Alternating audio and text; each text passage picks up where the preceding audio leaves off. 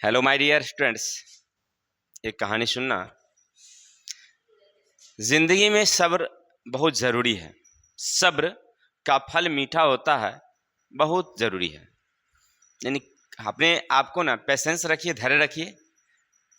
एक बार की बात है, एक गांव में एक बहुत ही बूढ़े ज्ञानी और शांति प्रिय लोग थे। ज्ञानी भी थे, शांति प्रिय भी थे, और वो हरे भरे खेतों के बीच में रहते थे। उनकी शांति प्रियता के कारण दूर दूर के लोग सलाह लेने के लिए उनसे आया करते थे।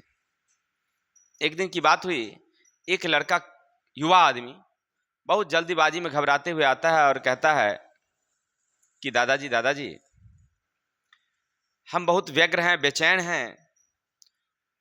इस बेचैनी व व्यग्रता में कैसे शांति मिलेगी, आप हमें बताइए। तो वो क्या करते हैं, बूढ़े आदमी कहते ठीक है, तो मेरे साथ चलो।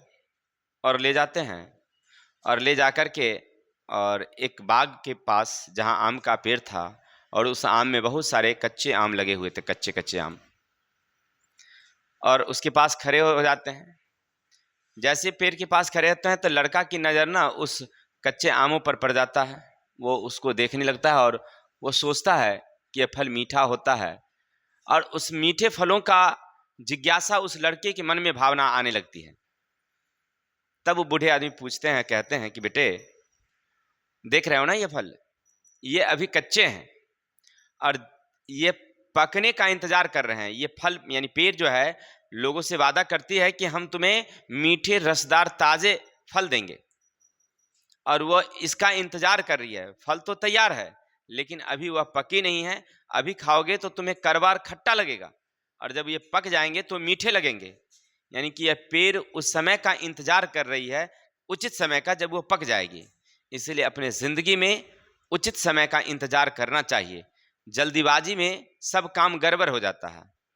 आपने क्या समझा कि जब एक पेड़ इंतजार कर रहा है, तो कोई भी, अगर आप पढ़ ही रहे हैं तो पढ़ने में भी एक समय आएगा तो सफलता मिलती है। तो इसीलिए हमेशा धैर्य बना करके रखिए, क्योंकि सफलता समय से ही मिलती है। आप कितने जल्दीबाजी कर लेंगे, कोई ज़रूरी नहीं है कि सफल हो जाएंगे। तो इसीलिए हम ज़्यादा समय नहीं लेंगे, हम लोग चलते हैं class 12th history, lesson 12th ऑफ निवेशिक शहर। इसका कल हमने 1 से 10 तक का जो लघुतरीय प्रश्न है, इसका हमने जवाब दिया था। आपने वो वीडियो देखा है? ठीक है, नहीं देखे हैं तो जाइए उस चैनल पर और वीडियो देखिए। अब आगे क्या करना है, अब आराम से आप हमारी वीडियो को देखिए, एकदम शांति मूड में। सब कुछ आपको समझ में आ जाएगी कि हमें क्या क्या प्रश्न का जवाब लिखना चाहिए एग्जाम में। चलते हैं, ज़्यादा समय नहीं लेंगे। क्वेश्चन नंबर 1 क्या कहता है, सुनना मेरे भाई। क्वेश्चन 1 कहता है कि मद्रास में कौन कौन से समुदाय आकर बस गए थे। यानी कि जब मद्रास शहर का निर्माण अंग्रेजों ने किया था, तो उस समय व्हाइट टाउन तो बना ही गया था। व्हाइट टाउन यानी अंग्रेज वहां पर रह रहे थे। जैसे हमने बताया था कि मद्रास कर्नाटक के जो राजा थे, उस पर डलहौजी ने क्या किया था, उस पर जबरदस्ती कोई संधि लाद दिया, और लाद करके अंग्रेजों ने लाद करके उसको क्या किया, मजबूर कर दिया। परिणाम हुआ पेंशन लेकर के राजा हट गया। इसके अलावा उसके मालाबार तट और अन्य जगहों को पर कब्जा करके और मद्रास शहर का एक स्ट्रक्चर तैयार किया। वहाँ व्हाइट टाउन बनवाया गया, और व्हाइट टाउन में अन्य यूरोपीय भी, अंग्रेज भी रहते थे, और अन्य जो ईसाई धर्म के मानने वाले लोग थे वे रहते थे। लेकिन उसी के आसपास कुछ ब्लैक टाउन थे। उन ब्लैक टाउन में भारतीय लोग भी रहने लगे थे। और भारतीय लोग कैसे रहते थे, सुनना।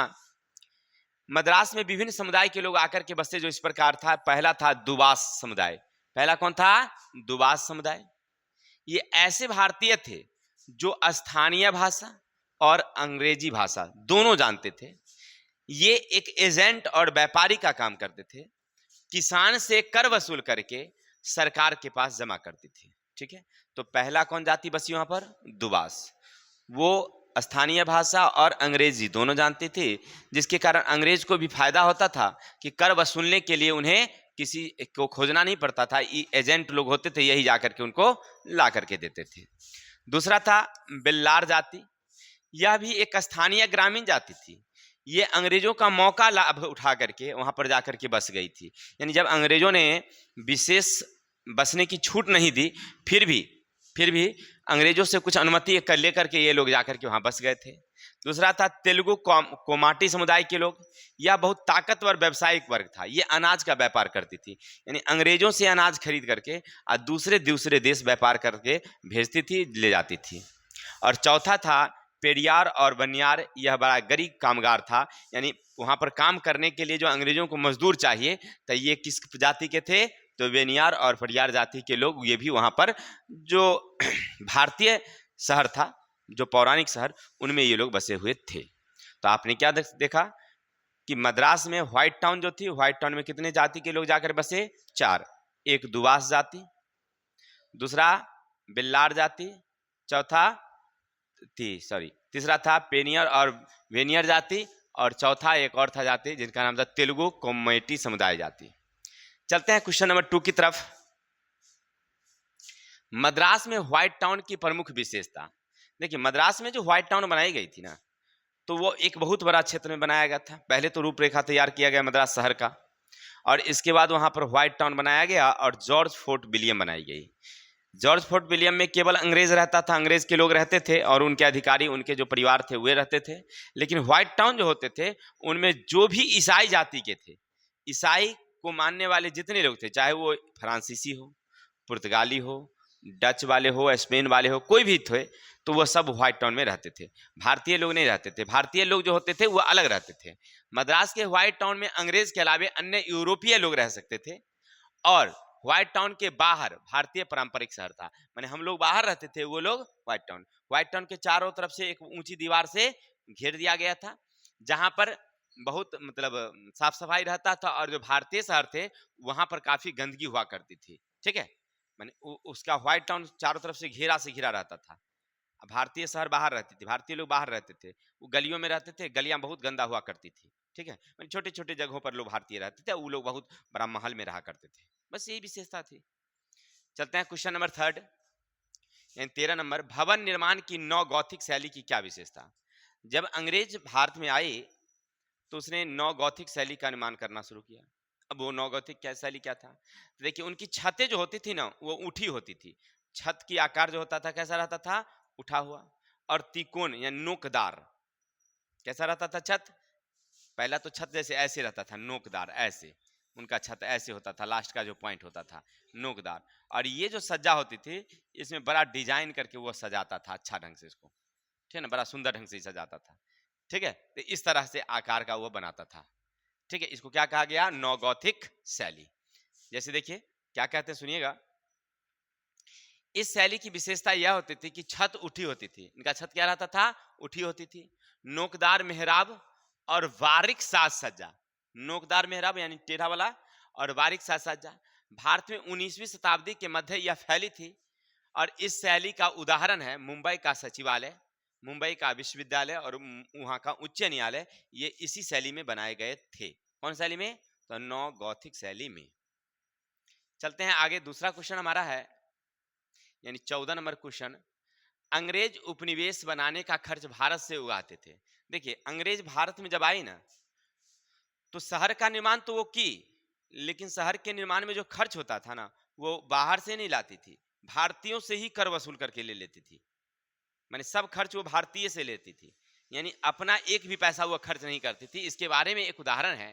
शुरू से ही अंग्रेज भारत को लूटने का उद्देश्य था। अंग्रेजों का क्या उद्देश्य था कि भारत का शोषण करे, इसके संसाधन का अधिक से अधिक दोहन करे, साथ में अपना सारा खर्च भारतीयों से ही लेती थी। माने जो भी खर्च आने जाने रहने सबका खर्च कहां से लेती थी, वो भारतीयों से ही लेती थी।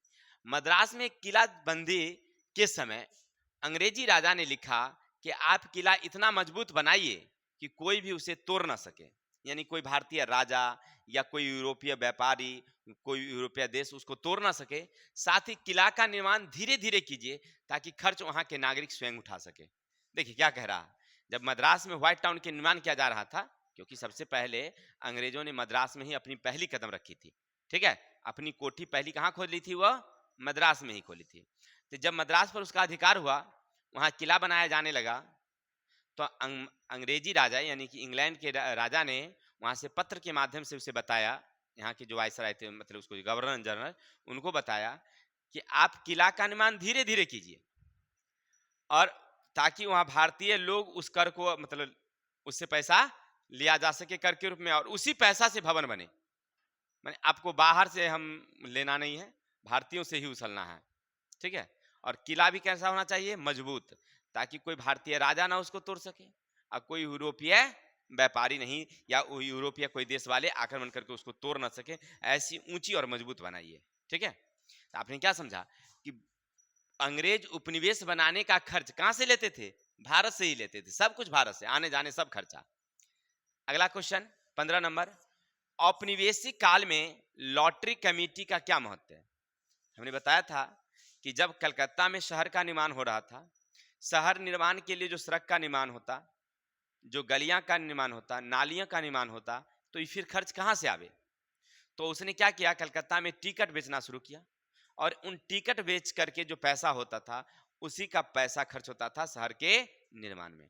अब आपके दिमाग में आता होगा कि वो टिकट, तो टिकट वहां पर जो किसान होते थे उसके हाथ से बेचे जाते थे, जो जमींदार होते थे उसके हाथ से बेचे जाते थे, और हर को खरीदना पड़ता था। जैसे आप लोग बचपन में पढ़ते होंगे, हम लोग जब पढ़ते थे तो हम लोगों को स्कूल में ना, जब टीचर्स डे आता था 5 सितंबर को, उससे पहले हमारे जो टीचर होते थे वो एक छोटा सा टिकट देते थे जिसमें अपंग बच्चों का फोटो होता था, और वो 5 रुपया 2 रुपया 1 रुपया में हम लोगों को देते थे उस समय में। तो हम लोग वो लेते थे। बाद में हम लोग सर से पूछे कि सर ये आप क्यों लेते हैं? तब बोला गया कि ये हम लोगों को सरकार देती है बेचने के लिए, कि इतना टिकट आप अपने स्कूल में बेचिए बच्चों के हाथ से, और वो बेच करके और वो सारा पैसा जो है वो हमको फिर वापस कीजिए। यानी सरकार वो क्या करती थी, जो गरीब जो बच्चे होते हैं उसके राहत कोष में ये पैसा भेज देती है। अब सरकार की शायद ऐसी व्यवस्था नहीं है, अब टिकट नहीं खरीदना पड़ता है, पहले खरीदना पड़ता था, हम लोग खरीदते थे, ठीक है। तो पैसा दिए थे आप लोग? हाँ, तब होता है, अभी भी शायद होता है, पता नहीं, लेकिन हम लोग पहले ही देते थे।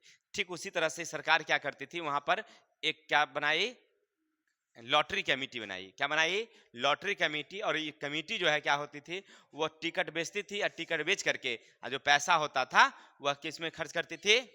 कलकत्ता नगर योजना को बढ़ाने के लिए सरकार ने लॉटरी कमेटी की सहायता ली। यह पैसा लॉटरी बेचकर जमा करती थी, उसे नगर के विकास में खर्च करती थी। शहर का निर्माण की जिम्मेवारी नागरिक की जिम्मेवारी मानी जाती थी। मैंने उनको कहा जाता था, कहने का अर्थ है वो कहते थे कि शहर का जो निर्माण होगा वो जिम्मेवारी किसकी है? नागरिकों की है। तथा भारतीय आबादी वाले जो हिस्सा, जो सड़क निर्माण और अवैध कब्जा वाले क्षेत्र से, उसको खाली करवाना भी किसका काम? तो लॉटरी कमेटी का ही काम होती थी, ठीक है। चलिए, जैसे मान लीजिए कोई नदी के किनारे कोई अवैध लोग जाकर के बस गए हैं, तो इसको खाली करवाने का काम कौन करेगी? तो लॉटरी कमेटी ही करेगी। क्वेश्चन नंबर आगे, 16वीं तथा 17वीं शताब्दी में मुगलों द्वारा बसाए गए शहरों का महत्वपूर्ण विशेषता बताइए। देखिए, 16वीं 17वीं शताब्दी में भारत में मुगलों ने बहुत सारे शहर बसाए, जिनमें प्रमुख शहर था दिल्ली। दिल्ली तो ऐसे भी पहले से भी शहर था, लेकिन दिल्ली, आगरा, फतेहपुर सिकरी, इलाहाबाद, ये सब उस समय के प्रमुख शहर थे। इनकी क्या विशेषता थी? तो देखिए, इनकी क्या विशेषता थी कि ये जहां भी गए मुगलों, वहां पर एक उच्च भवन बनवाए, शाही भवन, जिसको आप उसको क्या कहते हैं, उसके राजधानी, उसकी किला, ठीक है ना। जैसे हमारे शाहजहां पहले दिल्ली में थे, तो दिल्ली में उन्होंने एक किला बनवाया जिसका नाम रखा, क्या नाम रखा? लाल लाल किला। उसका क्या नाम है? लाल किला, ठीक। वो बहुत बड़ा सुंदर है, जो आज भी देखने को मिलती है। बाद में अपनी राजधानी जब आगरा ले गए, तो वहां पर आगरा में उन्होंने सुंदर सुंदर भवन बनवा दिया, नहीं, और वहां आगरा किला भी बनवा दिया, ताजमहल बनवा दिया। वो जो भवन थी उसको देखने के लिए लोग जाते थे, ठीक है। अभी भी हम लोग देखने के लिए जाते हैं, लोग लाखों लोग पहुंचते हैं वहां पर, देख करके दर्शन करते हैं उन चीजों का। तो कहने का अर्थ है कि ये सब किसके लिए शहर थी? पौराणिक शहर, भवन के लिए, बाग बगीचे के लिए। जैसे हमारे शाहजहां थे, उन्होंने 2 बाग लगाया, एक शालीमार और निशांत बाग, बहुत ही सुंदर बाग है, ठीक है। इसी तरह से अन्य प्रकार की मंदिरों का, मस्जिदों का निर्माण करवाया जो सुंदर सुंदर था। तो ये सब शहर जो थे वह किसके लिए जाने गए? स्थापत्य कला के लिए, चाहे वो भवन का हो, मस्जिद हो, मंदिर हो, या बाग बगीचों के लिए भी माना गया। तो 16वीं 17वीं शताब्दी में जो बसाए गए मुगलों का जो शहर था, वे सब विशाल भवन, पुष्पों के बाग और शाही समृद्धि का घोतक माना जाता था। शहर मनसबदार या जागीरदार द्वारा बसाया जाता था, जहां व्यापार बहुत ही कम होता था। व्यापार व्यवस्था कम थी, ऐसे नहीं कि होता नहीं था, होता था लेकिन कम होता था। ठीक है, क्योंकि कस्बा और गंज होता था, गंज और बाजार छोटा होता था। और वो लोग किसमें बड़े बड़े ऊंचे क्या होते थे,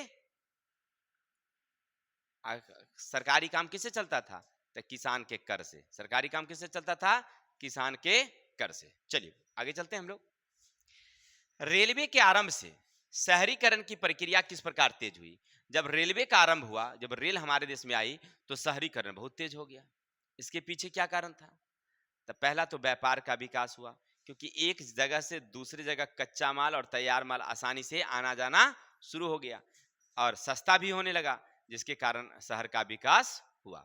अब जैसे देखिए, मान लीजिए मुंबई एक यहाँ था और कच्चा माल इस जगह है, तो मुंबई से कच्चा माल लाने के लिए या मुंबई के तैयार माल को वहां बेचने के लिए ये पटरी बिछा दी गई और यहाँ पर एक रेलवे स्टेशन बना दिया गया।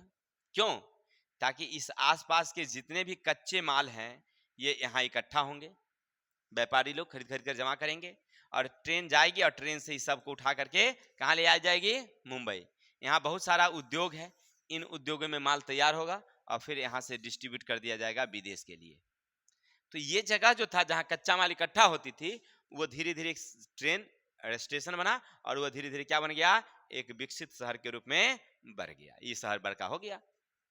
ठीक है, तो जैसे जैसे कच्चा माल प्राप्त हुआ, उस जगह पर क्या बनाया गया, माल को इकट्ठा करने के लिए केंद्र बनाए गए और वहां रेलवे स्टेशन बनाई गई और रेलवे स्टेशन बनते हुए क्या बन गया, शहर के रूप में विकसित हो गया। क्लियर। इस तरह से और भी, क्योंकि शहर को दूर दूर से जोड़ दिया गया, तो काम करने के उद्देश्य से लोग उस जगह पर भी आने लगे, क्योंकि यातायात का साधन हो गया, तो लोग वहां जाने लगे, जिसके कारण वो धीरे धीरे और शहर बड़ा रूप में विकसित हो गया। जैसे मुंबई के बारे में हमने बताया था कि जब 1661 में मुंबई की जनसंख्या मात्र कितनी थी, 10,000, और 1665 4 वर्षों में उसकी जनसंख्या हो गई 60,000, यानी 50,000 की वृद्धि कितने वर्षों में, मात्र 4 वर्षों में।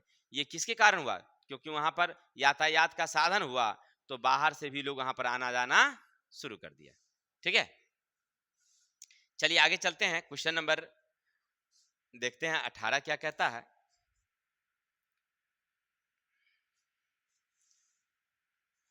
उत्तर पूर्व राज्यों को हिल स्टेशन की खान क्यों कहा जाता है। हिल स्टेशन का खान यहाँ लिखा हुआ है, वो खान माने बहुत सारा, बहुत। इसका मतलब क्या समझे कि उत्तर भारत, उत्तर पूर्वी राज्य जो हमारे भारत के हैं, उसको हम लोग हिल स्टेशन का खान क्यों कहते हैं। देखिए, भारत का नक्शा आपने देखा होगा, ऐसे भारत का नक्शा होता है। अरे वाह, ये तो सर्च हो गया। ये भारत का नक्शा है। ये जो देख रहे हैं ना, ये हिस्सा उत्तर पूर्वी कहलाता है। क्या कहलाता है, उत्तर और पूरब का हिस्सा है।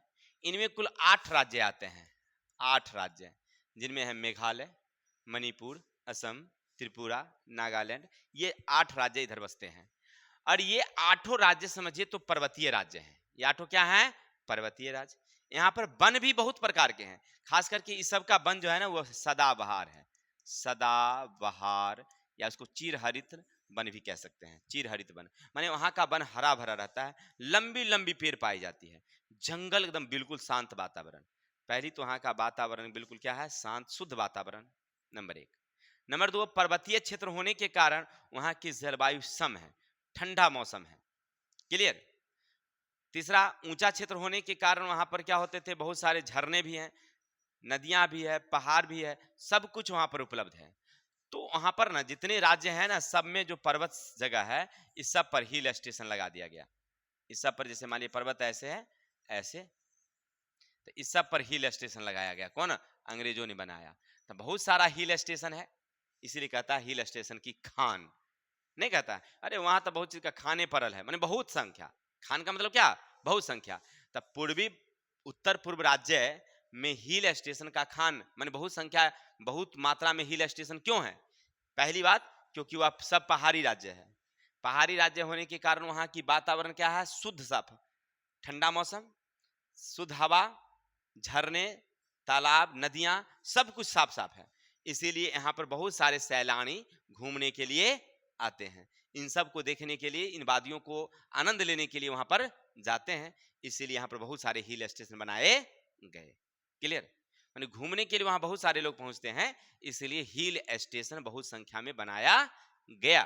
कोई दिक्कत? चलिए, इसलिए कहते हैं हिल स्टेशन का खान। आगे क्वेश्चन नंबर है, ब्रिटिश सरकार ने अपनी जाति श्रेष्ठता जताने के लिए सोच समझकर मद्रास शहर का विकास किया। देखिए, अपनी जाति श्रेष्ठता, आपने अभी क्या पढ़ा था कि मद्रास शहर का जब निर्माण हुआ, व्हाइट टाउन जो बनाई गई, केवल उसमें अंग्रेज नहीं रहती थी, उसमें जितने ईसाई जाति के लोग थे सबको उसमें रहने का अधिकार था, सब उसमें रहता था। अर्थात वह जाति श्रेष्ठता का क्या किया? निर्माण किया। हम जाति पर रहते थे तो हमको जाति पर रहने नहीं दिया, ये हिंदू है, ये मुस्लिम है। वो क्या कर रहा था? वो भी तो वही कर रहा था कि ये व्हाइट टाउन में कौन रहेगा, चाहे वो ईसाई कहीं का हो, पुर्तगाल का हो, स्पेन का हो, कहीं का भी हो, सब कहाँ रहेगा? व्हाइट टाउन में रहेगा। यानी ब्रिटिश सरकार ने अपनी जाति श्रेष्ठता को जताने के लिए सोच समझकर मद्रास शहर का निर्माण किया। यानी मद्रास में व्हाइट टाउन जो बनाया, उसमें सब जाति को रहने का आदेश दिया। भारतीय लोग बाहर रहते थे और ईसाई जितने जाति होंगे सब कहाँ रहेंगे? व्हाइट टाउन के किला के भीतर रहेंगे। ठीक है, ये वहां पर बताया जा रहा है। चलिए आगे हैं, बंबई के सार्वजनिक भवनों के निर्माण में अंग्रेजों ने प्रयोग में लाई गई किन्हीं दो वास्तुकला शैली। देखिए, भारत में जब अंग्रेज आई थी तो वो भी चाहती थी कि हम जैसे मुगलों ने सुंदर सुंदर भवन बनाया तो हम भी कुछ अच्छी भवन बनाएं।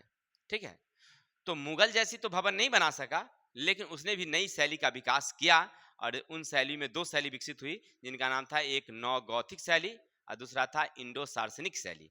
कौन शैली? नौ गौथिक शैली और इंडो सार्सनिक शैली। अब नौ गौथिक शैली का भी पीछे हमने पढ़ा था, इसलिए हमने यहाँ मेंशन नहीं किया। नौ गौथिक शैली में क्या था कि छत उसकी क्या होती थी? उठी होती थी।